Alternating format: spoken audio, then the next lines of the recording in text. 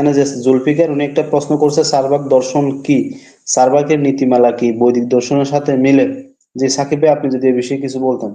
তো চার্বাক দর্শনটা হচ্ছে কি, যে এই যে বৃহস্পত্য দর্শন যেরকম, মানে ঋষি বৃহস্পতি থেকে বৃহস্পতি মানে ওই দর্শনের উপরে সূত্র রচনা করছে, সেই জন্য হচ্ছে ওই দর্শনের নাম হচ্ছে বৃহস্পতি বা বৃহস্পত্য। তো ওইরকম ভাবে চার্বাক ঋষি, হ্যাঁ, তো চার্বাক ঋষি মানে সূত্র রচনা করছে, সেজন্য এটার নাম মানে নাম হয়ে গেছে চার্বাক দর্শন।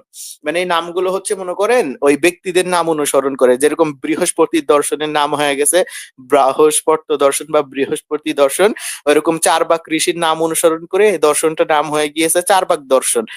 এখন আমাদের যেটা হচ্ছে জানার জিনিস, সেটা হচ্ছে চার্বাক দর্শন এটা কি আসলে।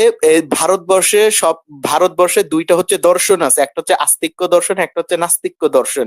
আস্তিক্য দর্শন হচ্ছে হিন্দুদের যে ছয়টা দর্শন, যেরকম এই ন্যায় দর্শন, যোগ দর্শন, তারপরে সাংখ্য দর্শন, তারপরে উত্তর মীমাংসা দর্শন, পূর্ব মীমাংসা দর্শন, তারপরে বৈশেষিক দর্শন। হ্যাঁ, এগুলো হচ্ছে আস্তিক্য দর্শন, ভারতবর্ষের আস্তিক্য দর্শন। আর নাস্তিক্য দর্শন হচ্ছে যেরকম জৈন জৈন দর্শন, তারপরে বৌদ্ধ দর্শন, তারপরে চার্বাক দর্শন, তারপর হচ্ছে যে বৃহস্পত্য দর্শন, মানে এগুলো হচ্ছে নাস্তিক্য দর্শন। তো এটার সাথে বৈদিকের সাথে মিলে কিনা, আসলে বৈদিকের সাথে মিলবে না এটা তো অবশ্যই, কারণ যেহেতু এটা নাস্তিক্য দর্শন, হ্যাঁ, এটা নাস্তিক্য দর্শন, সেই জন্য তারা বেদের ঈশ্বরকে নিয়ে তারা প্রশ্ন তুলেছে।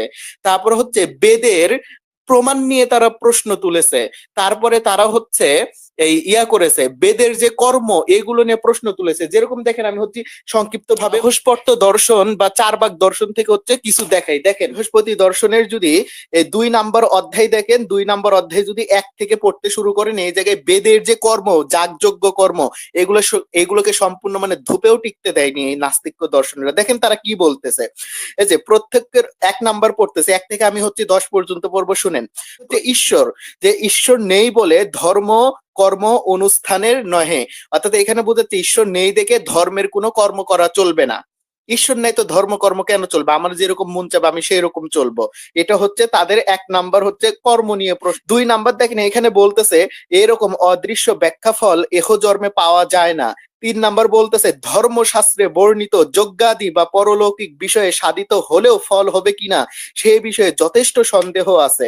আবার বলতেছে যে মূর্খ ভিন্ন কোন ব্যক্তি হস্তগত দ্রব্যকে পরাগত করে, মানে এখানে হচ্ছে যে যজ্ঞের সময় যে হচ্ছে দক্ষিণা দিতে হয়, হ্যাঁ, মানে যে যজমান যে দক্ষিণা দেয়, এটার ব্যাপারে নিন্দে করতেছে যে তোমার জিনিস তুমি কেন অন্যজনকে হচ্ছে পরাগত করবা, তোমার গরু তুমি কেন হচ্ছে ওই পুরোহিতকে তুমি দান করবা, তোমার খাদ্য তুমি কেন হচ্ছে ওই পুরোহিতকে দান করবা। সেজন্য বলতেছে মূর্খ ভিন্ন কোন ব্যক্তি হস্তগত দ্রব্যকে পরাগত করে।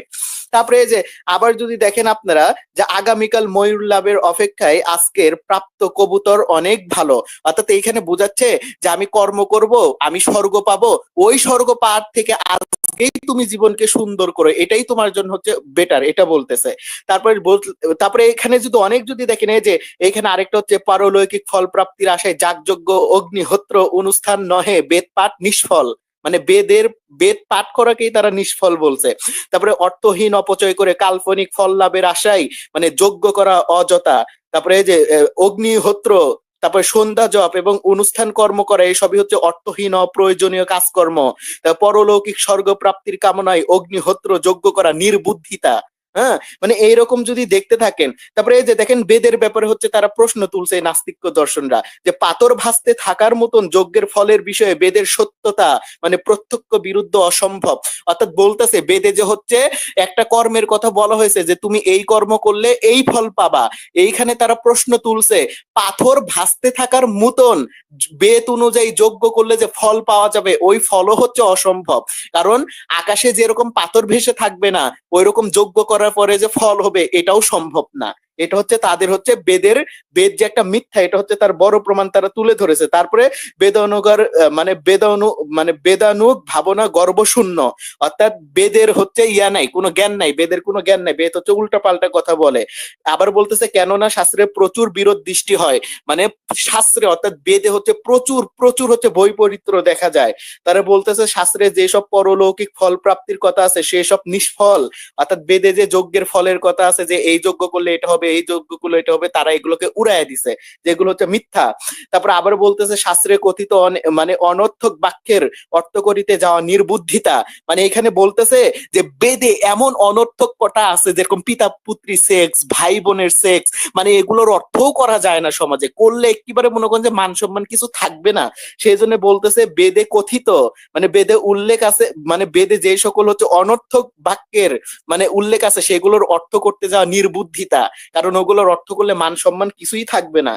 তারপরে এই যে আবার বলতেছে বেদের পরস্পর বিরোধী বাক্যই একটি আরেকটিকে মিথ্যা প্রমাণ করে, অর্থাৎ বেদ যে মিথ্যা তার বড় প্রমাণ বেদের মধ্যে পরস্পর বিরোধী আছে।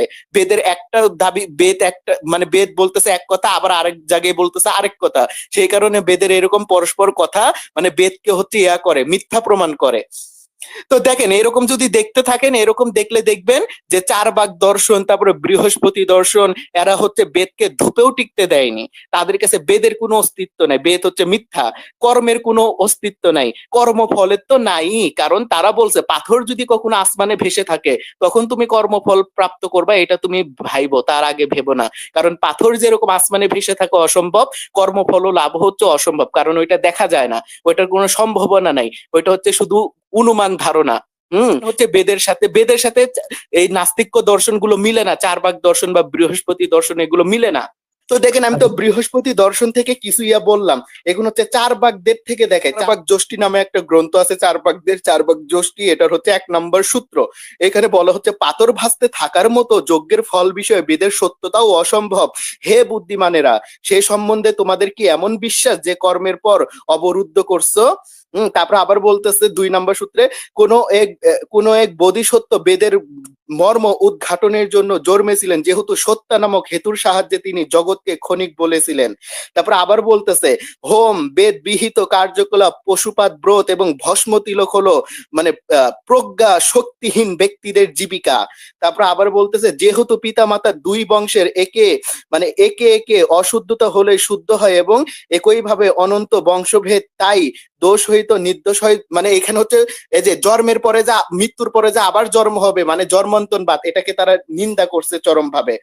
আরো সবচাইতে নিন্দা করছে, আপনারা জানলেই অবাক হবেন, চারবাক দর্শন সরাসরি হচ্ছে বেদকে হচ্ছে ইয়া বলছে চুরদের বাণী বলছে। হ্যাঁ, ধূর্তদের বাণী, চুরদের বাণী, তারপর হচ্ছে ডাকাতদের বাণী, মিথ্যাবাদীদের বাণী। দাঁড়ান আমি এটা হচ্ছে আপনাদের দেখাচ্ছি কত নম্বর সূত্রতে যেন এটা আছে। হ্যাঁ, দেখেন এটা হচ্ছে চারবাক দর্শনেও পাবেন, মানে বৃহস্পতি দর্শনেও পারবেন, 4 হচ্ছে 59। দেখেন এখানে কি বলতেছে, বেদের কর্তারা হলো ভণ্ড, ধূর্ত, নিশাচর। দেখছেন, মানে যারা হচ্ছে বেদ শাস্ত্র রচনা করছে তারা হচ্ছে ভণ্ড, ধূর্ত এবং নেশাচর, মানে হচ্ছে নিশাকারী, নিশা হয়ে যারা নিশা করে হচ্ছে পড়ে থাকে, দিন রাত কোনো ইয়া থাকে না, হুঁশ জ্ঞান থাকে না। হ্যাঁ, এই নিশাচরেরা হচ্ছে বেদের রচনাকারী। একে সরাসরি হচ্ছে ঋষি বৃহস্পতি একে ঘোষণা দিছে যে, আমি এ থেকেও দেখাচ্ছি, চারবাকদের থেকেও দেখাচ্ছি, চারবাকদেরটা আরো হচ্ছে বড়। এই চারবাকরা বারবার হচ্ছে এই বেদের রচনাকারীদেরকে ধরতে বলছে। দেখেন বেদ অতিমাত্রায় ধরত।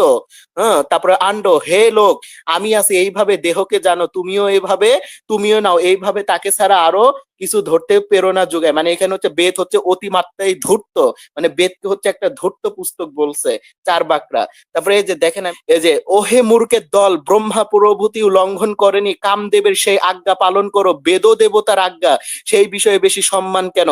এখানে বলতেছে হে মূর্খের দল, মানে ব্রাহ্মণদেরকে বলতেছে হে মূর্খের দল, ব্রহ্মা প্রভৃতিও যা লঙ্ঘন করেনি, অর্থাৎ ব্রহ্মা তার কন্যা সরস্বতীকে ধর্ষণ করছে কামদেবের ইশারায়, মানে ব্রহ্ম স্বয়ং জগৎকর্তা হয়ে কামদেবের ইশারাকে তিনি হচ্ছে ইয়া করেনি, লঙ্ঘন করেনি, তাহলে তোমরাও কেন ধর্ষণ করো না? মানে এই যুক্তি তুলছে। প্রমাণিত উত্তর মীমাংসার ভাষ্যকার সবরস্বামী বলছে যে আমরা পশুকে এই কারণেই বলি করি, কারণ পশুকে বলি করার মাধ্যমে স্বর্গে যেতে সাহায্য করি। সেই জন্য চারবাক দর্শনের হচ্ছে সূত্রকার চারবাক সবর স্বামীর মুখের উপরে প্রশ্ন ছুড়ে মারছে যে তুমি যদি পশুকে হত্যা করার পরে যদি ওই পশু যদি স্বর্গে যায়, তাহলে তুমি কেন যজ্ঞে তোমার পিতাকে হত্যা করে তোমার পিতাকে হচ্ছে স্বর্গে যেতে সাহায্য করছো না? তাহলে তোমার পিতা কেন এত বছর বেঁচে আছে? তারপরে এই যে আরেকটা দেখেন, এই যে সেটা হচ্ছে অশ্বমেধ যজ্ঞে অশ্বের নুনু পত্নী গ্রাহ বলে ভণ্ডরা প্রচার করেছে। হ্যাঁ, মানে ওই বেদের মধ্যে আছে দেখে ওরা প্রশ্ন তুলছে যে শুক্র যোজনের 30 কন্ডিকে 21 হয়েছে। এটা হচ্ছে এই ভারতের একজন বিখ্যাত মানে পণ্ডিত, হ্যাঁ, এই সত্যবোধ শামশ্রমির অনুবাদ, এটা হচ্ছে বিধান দিয়েছে, মানে সে অনুবাদ করার আগে বিধান দেয়। এই মন্ত্রে পাঠ করিবা, এই মন্ত্র পাঠ করিয়া যজমান ওই ক্রিয়ার অনুমোদন করিবে। কি কি মানে কি ক্রিয়া, মানে কি কার্য অনুমোদন করবে সেটা বলা হচ্ছে নিচে অনুবাদে।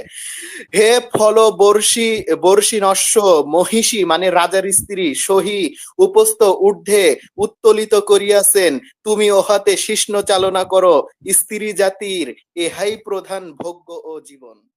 আর এইটা যে বাস্তব, তার আমরা আরো দুইটা প্রমাণ দেখলাম এই নাস্তিক্য দর্শন থেকে। অর্থাৎ এটা আসলেই যে ওই সত্য যুগেও যে প্রচলন ছিল, সেই কারণেই নাস্তিক চার্বাকরা এটা নিয়ে প্রশ্ন তুলছে যে যজ্ঞের মধ্যে স্ত্রীকে শোয়াইয়া ঘোড়ার নুনু হচ্ছে চালনা করো। হ্যাঁ, এইসব মানে এই ভণ্ডরা এসব কি প্রচার করে, লজ্জা লাগে না এদের?